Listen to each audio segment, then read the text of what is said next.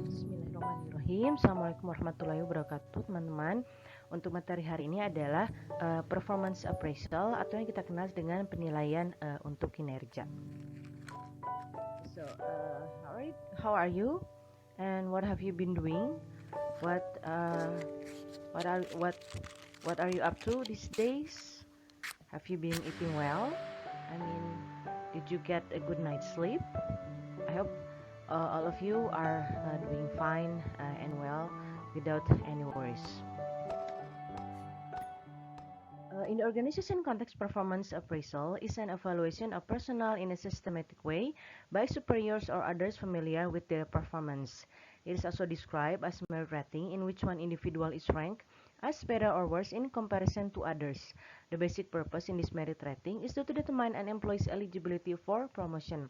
However, performance appraisal is a broad term and it may be used to ascertain the need for training and development, salary increase, transfer, discharge, etc. beside promotion. Performance appraisal system has been defined in many ways. The easiest way to understand the meaning of performance appraisal is as follows. In short, we can say that performance appraisal is expected to result in an assessment of development potential of the employee, training needs for the employees, capabilities of employees being placed in higher posts, behavior and obedience of the employees, and the need of the organization to evolve a control mechanism. So that depends ya. Jadi pada intinya untuk penilaian kinerja ini kalau mau Anda tahu bentuk sederhana itu seperti di dalam film Harry Potter ya. Jadi ada yang dapat poin, ada yang kurang poin. Kalau dapat poin berarti dia dapat keuntungan, kalau misalnya kurang poin berarti dia dapat hukuman dan sebagainya. Itu secara sederhana dan secara gamblang.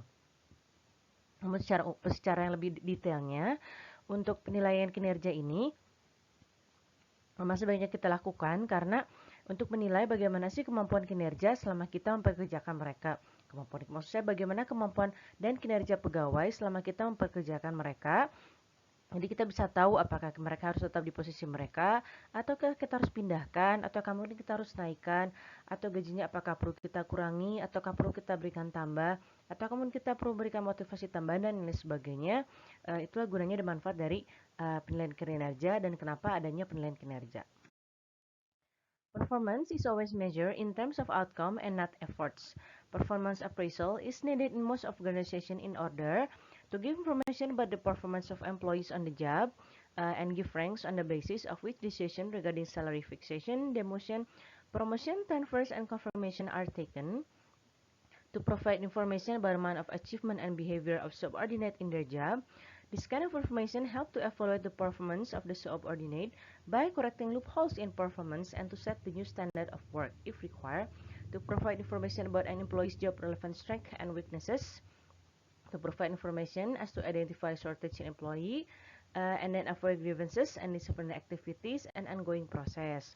Nah, jadi untuk kinerja ini memang sebaiknya dilakukan terus-menerus dan kemudian karena kinerja untuk penilaian biasanya dilihatnya adalah hasilnya dan prosesnya. Dengan adanya proses penilaian kinerja ini, jadi apa yang dilakukan pegawai dari awal sampai hasilnya akhir atau dari pagi hingga jam kerja selesai, kita jadi tahu apa saja yang saya lakukan dan kita akhirnya akan mendapatkan informasi-informasi terkait bagaimana pegawai tersebut bekerja, kemudian bagaimana sebaiknya gajian diberikan, kemudian siapa yang sebaiknya naik pangkat, siapa yang sebaiknya diturunkan, siapa yang sebaiknya dipecat, kemudian jenis pekerjaan apa saja yang masih kurang, atau mungkin adakah posisi yang sebaiknya lebih ditingkatkan atau ditambah dengan job design dan job analisis kita, dan kemudian untuk menghindari misalkan kalau ada lowongan yang kurang atau misalkan ada posisi yang pekerjaan yang terlalu overload dan lain sebagainya. Nah, sehingga pentingnya untuk performance appraisal ini adalah personal attention, kemudian feedback, dan career path. For personal attention, performance appraisal evaluation give employee to the personal concern from supervisor and talk about their own strength and weaknesses. Di sini akhirnya ada komunikasi karena pegawai tersebut di melakukan assessment sehingga pemilik perusahaan, organisasi atau lembaga akhirnya bisa mengecek langsung kepada para pegawainya apa sih yang menjadi kelebihan dan kekurangan dari orang tersebut. Nah, sehingga mereka setelah berkomunikasi itu bisa mendapatkan feedback. Dari feedback sehingga mereka tahu apa sih yang kurang, apa yang bisa ditingkatkan. Mungkin sebaiknya saya mengikuti pelatihan apa, informasi apa sebaiknya saya tambah dan lain sebagainya. Nah, dengan adanya feedback tersebut, sehingga career wise, itu secara karir, dia bisa tahu sebaiknya saya improving ini ke arah yang mana gitu. Jadi jenjang karir saya akan saya tingkatkan ke arah yang mana. Itu untuk manfaatnya dari performance appraisal ini. Nah, untuk metode performance appraisal ini ada dua, ada secara tradisional dan secara modern. Untuk komponen performance appraisal, di sini ada define expectation, measure and evaluate, provide feedback, dan kemudian record performance. Untuk komponennya ada 4. Jadi definisinya apa yang dilakukan, bagaimana apa yang akan diukur, kemudian berikan feedbacknya, dan sehingga kita mendapatkan informasi terkait record performance seseorang untuk bisa kita jadikan acuan atau panduan untuk langkah ke depannya. Itu untuk komponennya. Untuk metodenya melakukan penilaian kinerja ini dilakukan secara tradisional dan kemudian modern. Oke, untuk secara tradisional ini ada ranking method, pair comparison, grading method, force distribution method, force choice method, checklist method, critical incident method, graphic scale, essay, and field review.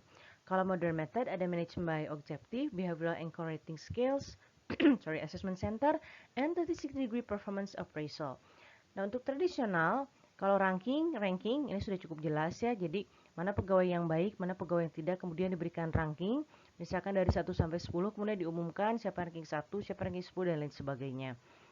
Kalau pair comparison, katakanlah dua orang dalam posisi yang sama, dalam job desk yang sama, kemudian dibandingkan, sehingga bisa tahu mana yang lebih baik, misalkan, dan mana yang kurang baik. Untuk grading method, itu berikan penilaian, misalkan A, B, C, D, dan lain sebagainya. Untuk force distribution method, itu sebenarnya lebih-lebih diberikan kebebasan kepada perusahaan untuk bagaimana memberikan penilaiannya. Apakah misalkan menggabungkan ranking dan grading, atau menggabungkan ranking dan pair gitu. Untuk force choice method, itu dalam artian lebih kepada bagaimana memberikan penilaiannya berdasarkan skala-skala atau aspek-aspek tertentu. Kalau misalkan si A bisa menghasilkan 10 laporan pada beberapa pekan tertentu, sementara kalau B misalkan hanya pada beberapa minggu tertentu dan lain sebagainya. Jadi untuk aspek-aspek atau kriterianya sudah ditentukan dan kemudian para pegawainya diberikan batasan-batasannya. Checklist method, ini kalau sudah ada checklist, nah tinggal mereka melakukan penilaian kinerja ini, mengecek kira-kira pegawai-pegawai ini sudah memenuhi checklist yang mana saja. Critical incident method ini untuk melihat kalau misalkan diberikan tantangan misalkan atau pada saat kondisi kritis, kira-kira mana sih orang yang bisa tetap bekerja dalam keadaan yang baik. Graphic scale ini dalam bentuk grafik, kemudian essay method, para pegawai diminta untuk menuliskan essay, kemudian field review ini misalkan bertanya langsung kepada non-user, misalkan katakanlah kita punya lembaga bahasa, kemudian kita langsung bertanya kepada misalkan orang tua yang siswanya dididik oleh kita. Jadi kita bisa tahu kira-kira siapa yang guru atau tutor yang memberikan kinerja yang baik.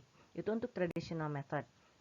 Untuk modern method ada management by objective, behavioral anchor rating scales, assessment center, dan 360-degree performance appraisal. Oke, untuk management by objective ini biasanya pihak atasan dan kemudian pihak bawahan saling berkomunikasi, kemudian mereka saling mengkomunikasikan kira-kira goal seperti apa sih yang mereka harapkan dalam pikiran atau pencapaian mereka. Kalau misalkan goals tersebut akhirnya bisa tercapai dengan baik, sehingga penilaian kinerja untuk pegawai tersebut berarti berhasil. Untuk behaviorally anchor rating scales ini biasanya gabungan antara management by objective dan kemudian dengan checklist method. Nah, kalau behavioral anchor rating scales ini, jadi misalkan katakanlah goalsnya ini, kemudian di checklist sudah tercapai atau tidak, sudah tercapai atau belum, ataukah mungkin malah sudah melampaui dari checklist yang sudah ada. Untuk assessment center ini biasanya berupa role play, misalnya kemudian dialog dan lain sebagainya. Jadi untuk assessment center biasanya pada saat penilaian kinerja pihak atasan ini meng-hire other third party, katakanlah misalkan psikolog atau lain sebagainya, kemudian menilai bagaimana kinerjanya setelah diberikan beberapa set scenario. Untuk 36 degree performance appraisal, ini juga judulnya 360 derajat. Jadi untuk pada saat akan melakukan penilaian ini, human resource atau HRD akan berkeliling dari satu orang ke orang yang lain. Pertama itu misalkan dari teman yang seangkatannya, kemudian dari orang yang posisinya sama, kemudian ke satu departemen, kemudian ke atasannya langsung, kemudian misalkan ke bagian pihak supplier, ke pihak klien dan lain sebagainya, sehingga mendapatkan satu data utuh terkait ke kinerja atau misalkan personal opinion terhadap orang tersebut. Kalau misalkan say 70% dari semua orang-orang itu ditanya memberikan opini yang baik, berarti dia secara kinerja itu cukup baik. Itu maksudnya 36 degree performance appraisal. Namun secara umum yang biasanya dilakukan itu adalah ranking method atau grading method, itu yang paling umum dilakukan karena biasanya lebih cepat dan kemudian lebih mudah untuk dilakukan. Kalau memang Anda ingin melakukannya sangat ideal, berarti Anda harus mengcombine antara tradisional dan modern method ini gitu. Jadi so you get the ideal step for performance assessment. Oke, ini contohnya dari comic strip di sini. Ini kata bosnya, here's your annual performance review, Tina. Nah, untuk performance review sebaiknya annual gitu ya. Jadi sering dilaksanakan. Apakah sebulan sekali, ataukah misalkan 3 bulan sekali, or setahun sekali, dan lain sebagainya. Nah, jadi Tina ini mendapatkan penilaian kinerjanya. Ini kata bosnya, I focus on your performance for the past 2 weeks because I don't remember anything further back. Jadi saya hanya fokus pada penilaian kinerja 2 minggu terakhir karena saya nggak ingat kalau waktu masa-masa sebelumnya. Nah, kata Tina ini, I was on vacation for the past 2 weeks gitu loh. Kata Tina loh, tapi kan selama 2 minggu terakhir saya sedang libur. Akhirnya kata bosnya, no time to chat, I need to spread some motivation over here. Lo nggak ada waktunya buat ngobrol, ini saya harus menyebarkan motivasi ke sebelah sana. Nah, jadi kesimpulannya Tina mendapatkan performance review yang jelek karena dia dinilai selama 2 minggu terakhir. Padahal 2 minggu terakhir dia tidak ada di kantor karena sedang cuti. So that's the jokes of the comic strip. An effective performance appraisal system can be benefit to three parties: organization, appraiser, and for the appraisee. Untuk organization jelas performance-nya akan lebih baik. Untuk kemudian untuk yang melaksanakan ininya juga lembaga, jadi akan ada gambaran bagaimana sih meningkatkan kinerja, bagian loophole mana yang sebaiknya diperbaiki, training apa yang sebaiknya diberikan.